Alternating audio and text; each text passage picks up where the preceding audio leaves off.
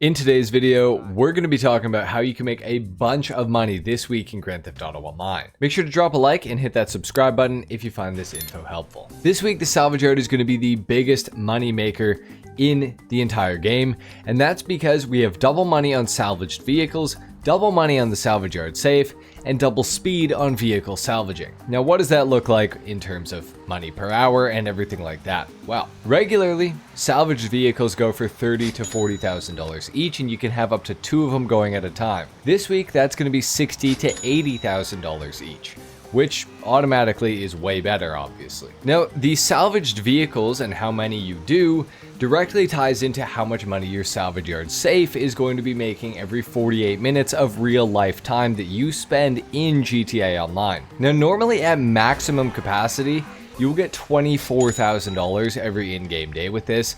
So this week you're going to get up to $48,000 as long as you salvage enough vehicles quickly. Now, those vehicles typically would take 48 minutes to salvage regularly. However, this week they're salvaging in just 24 minutes. However, if you don't have the staff upgrade, they're still going to be salvaging in 48 minutes this week, but it's going to be down from 96. So that goes to show how important the staff upgrade is in the salvage yard, for example. So this means that every 48 minutes, you can make $48,000 from the safe, as well as between $240,000 and $320,000 from the cars being salvaged, as long as you stay on top of it and do them as often as you possibly can. So just right there with those two things, we're looking at $368,000 every 48 minutes, and that's just from the salvage yard itself. That's not counting your nightclub safe, your agency safe, anything else that you have at your disposal for like passive income or semi-passive income like an MC business or something like that, for example. Just as a quick add-on to that, if you collect your car wash, your nightclub, your arcade, and your agency safe, and all of them are, maxed out, obviously, those 4 businesses will net you an additional $105,000 every 48 minutes.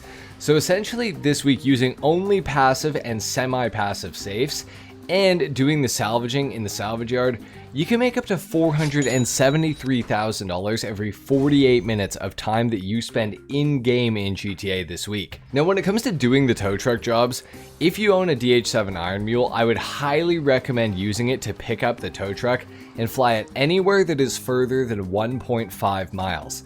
This is going to save you a ton of time. Just make sure before you get out of the tow truck to mark the location of the vehicle you're picking up, because when you get out of the tow truck, it will disappear off the map and it will not be added back even if you're in the Iron Mule towing the tow truck like it would be with some businesses, for example. Now, keep in mind that also when you get to the drop-off point for the tow truck, picking the car up with the Iron Mule is an option, but it will not actually allow you to deliver the vehicle to your salvage yard. So keep that in mind, because that does not work. Trust me, I've tried. Now, additionally, in the salvage yard itself, there's actually going to be 2 claimable vehicles this week, which is very rare, and I don't advise people to buy the salvage yard this week based on this fact alone, because this almost never happens, as I'm sure all the salvage yard owners know out there. This week, though, we do have the $2,310,000 Lampadati Tagon available to be stolen and owned for completing the gangbanger robbery, and we also have the $1,797,000 Pfister Comet S2 Cabrio, which you can get by completing the podium robbery as well. Now, if you wanted these cars, this makes buying a salvage yard this week pretty worth it, because even without any of the other bonuses that we've talked about factored in, you're gonna come out ahead, technically. So I would recommend buying a salvage yard this week if you're after the Tagon and the Pfister Comet S2 Cabrio as well. So overall, the salvage yard is going to be the best business to buy this week, and it's going to be the best thing to grind this week in GTA Online in terms of a business. Now, regular businesses, you should obviously be running those as well, but the salvage yard is just so good this week that you got to primarily focus on that, I would say. I also forgot to mention earlier in the video that the weekly challenge for this week is to complete 2 salvage yard robberies, which coincides with this pretty well. So get yourself an extra $100,000 on top of these multi-million-dollar cars for free. Definitely adds a little bit of an incentive there. Not much of one, but it's something to keep in mind. Now, additionally, we also have Hunting Pack Remix added back into Grand Theft Auto Online this week, and it is paying double money and double RP.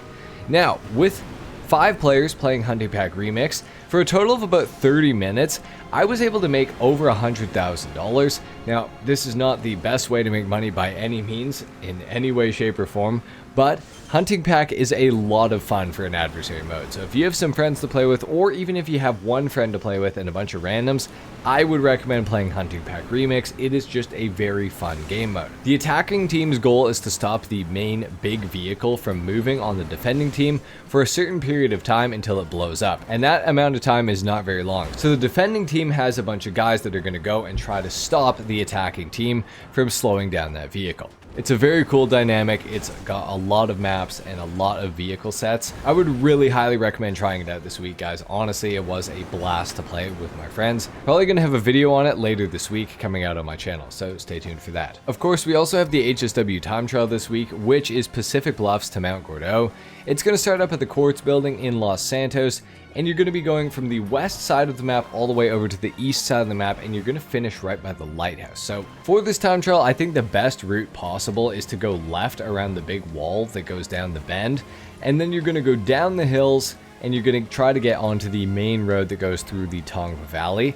You're going to head all the way down to the road that goes just south of the military base, and you're going to follow that all the way along up to the Alamo Sea, all the way through the Alamo Sea, through Sandy Shores, and you're going to end up at the corner where you turn off to Grapeseed. You're going to take that corner, then you're going to take your next right and beeline it down the straightaway towards the lighthouse.